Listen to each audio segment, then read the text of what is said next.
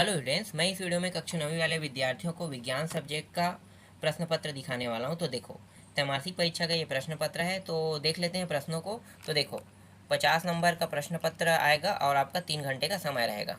और इनमें जो पहला प्रश्न है उसको देखो। तो पहला प्रश्न है, सही विकल्प चुनकर लिखिए। इनके अंदर कुछ प्रश्न दिए हैं, जिनमें से पहला है, द्विबीजपत्री पौधा है, प्याज, केला, सरसों और घास दिया हुआ है। तो आंसर किसको लेना है? सरसों को लेना है। क्यों सरसों को लोगे? क्योंकि सरसों जो है ना, चना, मटर जैसे पौधे ना, ये द्विबीजपत्री है। तो उसी तरीके का ये भी सरसों भी द्विबीजपत्री है। इससे क्या प्राप्त होता है? ऑयल प्राप्त होता है ना। तो ऑयल प्राप्त होने वाला, जैसे दाल बनने वाला, तो ये सब क्या कहलाते हैं? द्विबीजपत्री पौधा कहलाता है। सोयाबीन भी सोयाबीन से भी ऑयल प्राप्त होता है ना, तो वो भी क्या होगा? द्विबीजपत्री रहेगा। तो ये चीज़ आपको पता होना चाहिए। ठीक है, आगे देखो। शुद्ध पदार्थ नहीं है, बर्फ, लोहा, पारा और दूध। तो शुद्ध पदार्थ कौन सा नहीं है भाई? बर्फ शुद्ध पदार्थ है, ठीक है, लोहा भी शुद्ध पदार्थ है और पारा भी शुद्ध पदार्थ है, लेकिन दूध जो है ये शुद्ध पदार्थ नहीं। तो यही इसका उत्तर रहेगा। क्यों? क्योंकि ये कोलाइडिकल है, इसलिए इसे हम शुद्ध पदार्थ नहीं कह सकते। नेक्स्ट ऑप्शन देखो, मतलब नेक्स्ट प्रश्न देखो। एक तत्व के समस्थानिकों में अलग होता है, इलेक्ट्रॉन अलग होता है क्या? प्रोटॉन अलग होता है, न्यूट्रॉन और न्यूट्रॉनों की संख्या दोनों अलग होते हैं। देखो, यहाँ पे ऑप्शन जो है ये द आ सकता है। कैसे, मैं आपको बताता हूँ। यहाँ पे ये जो बीच में है, इसे हम क्या कहते हैं? केंद्र बिंदु कहते हैं, जिसमें न्यूट्रॉन और प्रोटॉन दोनों पाया जाता है ना। प्लस आवेश, न्यूट्रॉन और प्रोटॉन दोनों पाया जाता है, ये धन आवेशित होता है।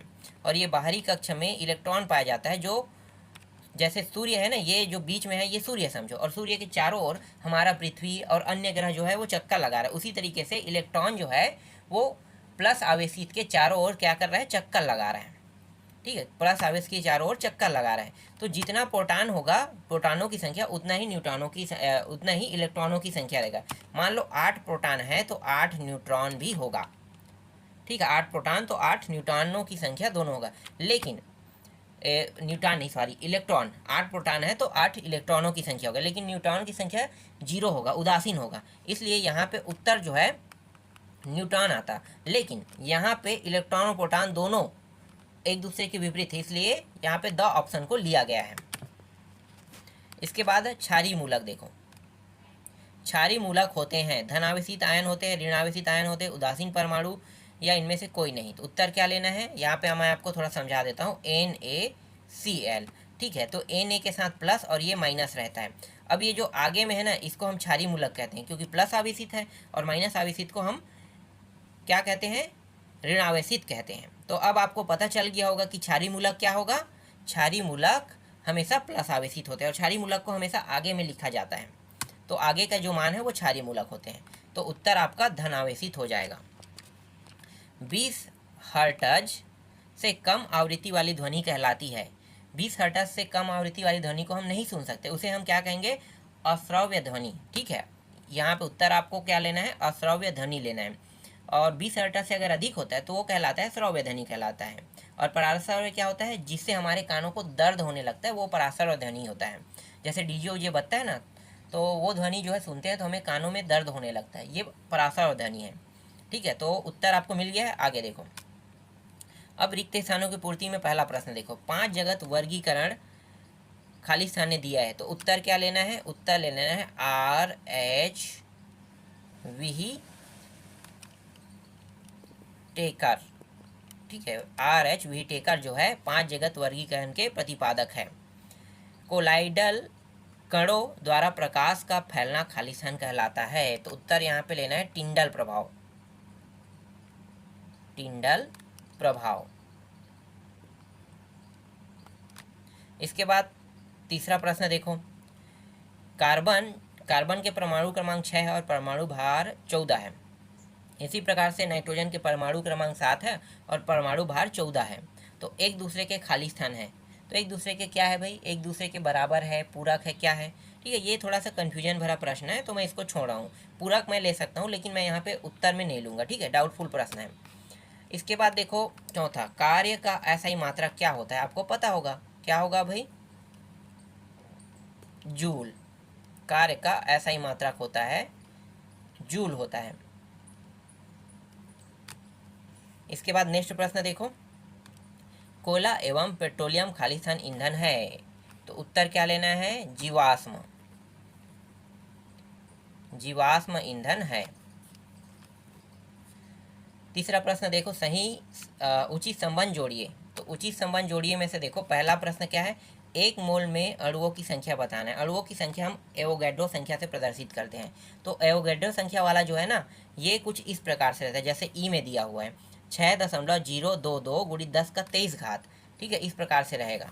तो ये एवोगैड्रो संख्या को प्रदर्शित करता है। अम्लीय मूलक, अम्लीय मूलक को मैंने बताया था जिसमें माइनस हो, है ना। तो देखो स में माइनस है। क्षारीय मूलक जिसमें प्लस हो, ये क्षारीय मूलक है।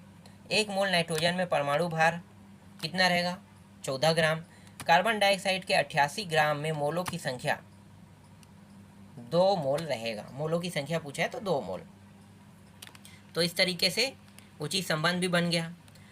अब यहाँ पे आपको प्रश्न देखने को मिल रहा होगा ना, चौथा नंबर से आपको प्रश्न देखने को मिलेगा। और अभी जो मैंने आपको वस्तुनिष्ठ प्रश्न बताया है ना, और जो मैंने आपको मतलब मेरे कहने का मतलब ये है कि जो मैं आपको ये प्रश्न पत्र दिखा रहा हूँ, ये पुराना प्रश्न पत्र है, अभी कहीं पे भी एग्ज़ाम नहीं हुआ है, इसलिए अभी प्रश्न पत्र नहीं आया है ना, कहीं भी एग्जाम नहीं हुआ तो प्रश्न पत्र नहीं आया है, इसलिए पुराने प्रश्न पत्र के माध्यम से मैं आपको बता रहा हूँ कि प्रश्न जो है अगर इस प्रकार से रहेगा तो आपको किस प्रकार से हल करना है, ये मैं बता रहा हूँ।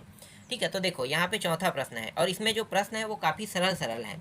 तो सरल है तो आप लोग आसानी से इन सारे प्रश्नों को भी बना सकते हो। तो अगर इसी टाइप के प्रश्न आते हैं तो आप आसानी से बना लोगे। और हाँ, आपको ये भी मैं बता दूँ कि आपके बुक से 7 से 8 अध्याय तक के ही अभी जो पेपर होगा त्रैमासिक परीक्षा का उसमें आएगा, उससे ज़्यादा नहीं आएगा। तो आपको तैयारी करना है, अपने बुक से करना है, जो भी हो आपके पास की गाइड कुंजी का जो भी है ना, उससे आप करोगे। तो मैं आपको पहले ही बता देता हूँ कि 7 से 8 अध्याय तक के आपको पढ़ना ही है।